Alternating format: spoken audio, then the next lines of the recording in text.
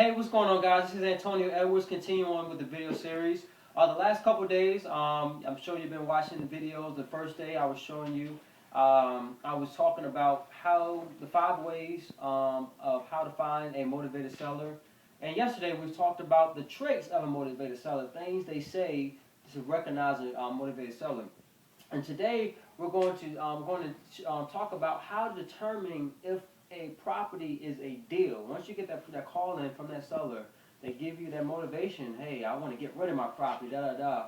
Okay, now we're going to talk about how to determine if that property is a deal or not, which is very important. Okay, and I get a lot of questions on this. All right, so the first thing you want to ask yourself, okay, I got this call, I got a motivated seller. Okay, I have to find the ARV, okay, which is the after repair value. How much is this property worth once it's fixed up, okay? So just say if you have a property, the lady or the man or the couple, whatever, say they want to get rid of the property, they're motivated, you got them on the hook, and the property is vacant and it's free and clear, or just say if it has a $10,000 mortgage, whatever. This just says free and clear, just to make it an easy example, okay? Now you have to determine the ARV, which is the after repair value. Just say you're looking up, you're looking at some comps, okay? And comps are pretty much comparables in that same area of that property with the same criteria of your property. So just say if your property is a 3 bedroom, 1 bath property, 1,000 square feet, um, and you're looking at comparables in that same area. I usually go a mile radius, or I usually go within that. If it's not, I'm sorry, if within a neighborhood, I would go within that subdivision. So I'm just going to make up a subdivision. Just say, uh, um, um, Akoi Acres. That's the name of the subdivision. Okay. I'm going to find an agent that's local in my area. If you don't have one, just Google real estate REO agent in your city, and you just call them up and just let them know who you are, and you want some comparables for a property that you're trying to buy. Okay. So you're going to find a 3 bedroom, 1 bath that's similar to your property that the seller's trying to sell to you, 1,000 square feet, and also the same year built. Okay, so you want to let them know that you want comparables, and what the agent's going to send you if you don't have access to the MLS is the same property within that square feet. Doesn't have to be exact, but like she might send you or he might send you 1,100 square feet or 900 square feet or 950 square feet. This is around that same square feet, the same bed, same baths, the same year built within older. Um, 10 years or newer 10 years. Let's say your house was built in 1950, you can go up to like 1960 or below, like 1940.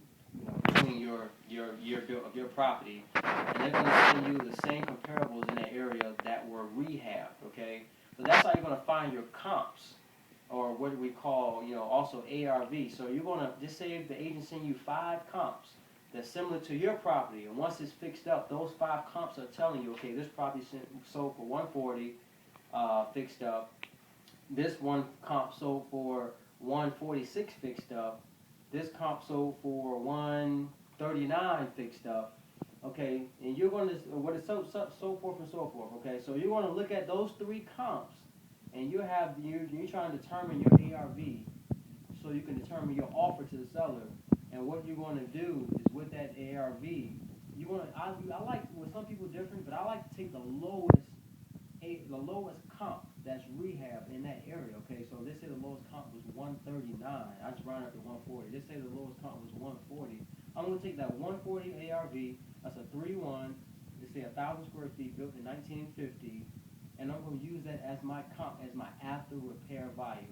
Even though we have another comp that's in the 145, that's the same criteria. I'm gonna take the lowest one because I want to be the best house on the block, or I want to present this. I want to present this to my end buyer once I get on the property under contract as the best. It's gonna be the best house on the block with the lowest price in the neighborhood. Okay, so we have the 140 ARV. The 140 comp, which is I will use as our ARV. Okay, and we just say we need $30,000 in repairs. All right, so I'm going to take 140. All right,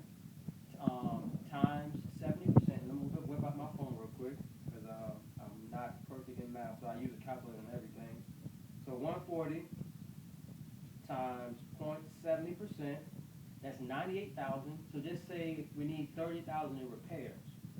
Mine is 30,000 in repairs.